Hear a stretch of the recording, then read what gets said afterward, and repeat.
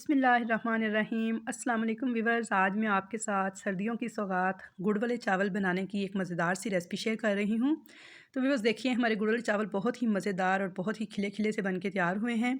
कुछ लोगों के गुड़ के चावल जो हैं वो अच्छे नहीं बनते हैं, बैठ जाते हैं चावल या जुड़ जाते हैं, मिठास में कमी होती है या फिर चावलों का टेस्ट अच्छा नहीं आता है। तो सभी आपको टिप्स बताऊँगी आसान सी, कि जिससे आपके भी चावल ऐसे ही मज़ेदार और खिले खिले बन के तैयार होंगे।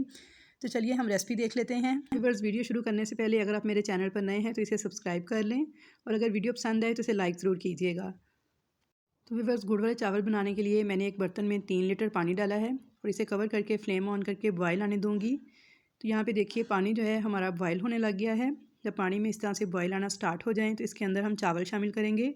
बासमती चावल हैं आधा किलो, जो कि मैंने आधा घंटा पहले भिगो के रखे हुए थे। तो ये चावल जो हैं इनको मैं इस उबलते पानी में शामिल कर दूँगी, और चावलों को पानी में डालने के बाद आपने बस इस तरह से हिला देना है एक दफ़ा, और अब इनको बॉयल आने देंगे। 1 कनी तक हमने चावलों को बॉयलना है।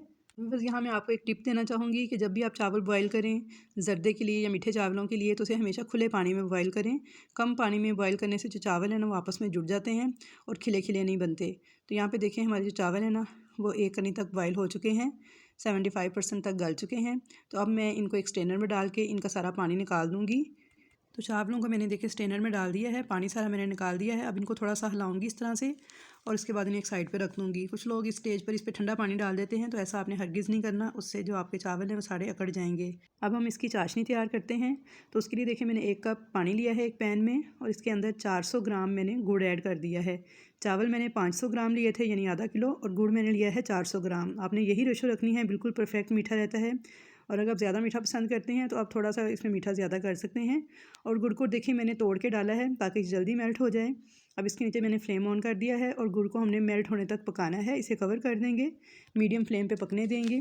तो गुड़ में बॉयल आना स्टार्ट हो गए थे, तो ये देखिए अब इसमें थोड़े से पीसेस बाकी हैं गुड़ के। तो बस हमने एक तार वाली चाशनी तैयार नहीं करनी, सिर्फ गुड़ के मेल्ट होने तक ही इस चाशनी को पकाना है। जैसे ही गुड़ हमारा सारा मेल्ट होगा तो हम फ्लेम ऑफ कर देंगे। तो अभी यहाँ पे मेरे गुड़ के पीसेस देखिए अंदर नज़र आ रहे हैं, तो इसलिए हम चम्मच चलाते हुए इनको भी अच्छी तरह से पकने देंगे, ताकि ये सारा गुड़ जो है वो पानी के अंदर मिक्स हो जाए। तो यहाँ पे देखिए गुड़ सारा मेल्ट हो चुका है, चाशनी हमारी रेडी है। अब हम फ्लेम को ऑफ़ कर देंगे और चाशनी को छान के तो एक साइड पे रखेंगे।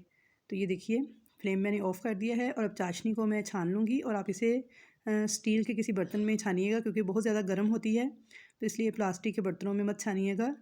तो ये देखिए मैंने इसे छान लिया है, और इसकी सारी इम्प्योरिटीज़ जो हैं वो निकल के छाननी में आ चुकी हैं। अब इसे एक साइड पे रख देंगे। तो अब अगला स्टेप देख लेते हैं। तो अब यहाँ पे हम एक कढ़ाई के अंदर घी डालेंगे। मेल्ट हुआ घी है 1/3 कप, मैंने घी को मेल्ट करके लिया है। आप मैं कुकिंग ऑयल भी इस्तेमाल कर सकते हैं, लेकिन घी में ज़र्दा या मीठे चावल जो हैं ज़्यादा मज़े के बनते हैं, तो इसलिए मैं घी इस्तेमाल कर रही हूँ। मैंने पिघला हुआ घी लिया है 1/3 कप। इसको हल्का सा गर्म करूँगी, और इसके अंदर देखें चार सब्ज़ इलायचियाँ हैं, 4 लौंग हैं, 1 बादियान का फूल है, और 1 चम्मच सौंफ है। इन तीनों चीज़ों को हल्का सा मैं फ्राई करूँगी। इनको बहुत ज़्यादा डार्क कलर नहीं करना, वरना इनका जो टेस्ट है वो अच्छा नहीं आएगा। अब इसके अंदर नारियल है कटा हुआ, और साथ में किशमिश है, इसे भी मैं हल्का सा सोटे करूँगी। और फ्लेम आपने लो रखना है इस स्टेज पर, बहुत तेज़ फ्लेम नहीं करना।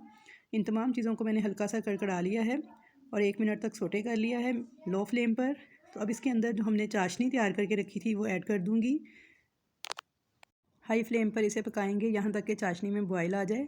तो ये देखिए यहाँ पे चाशनी में बॉयल आ चुका है। तो अब इसके अंदर जो चावल हमने बॉयल करके रखे थे वो ऐड कर देंगे।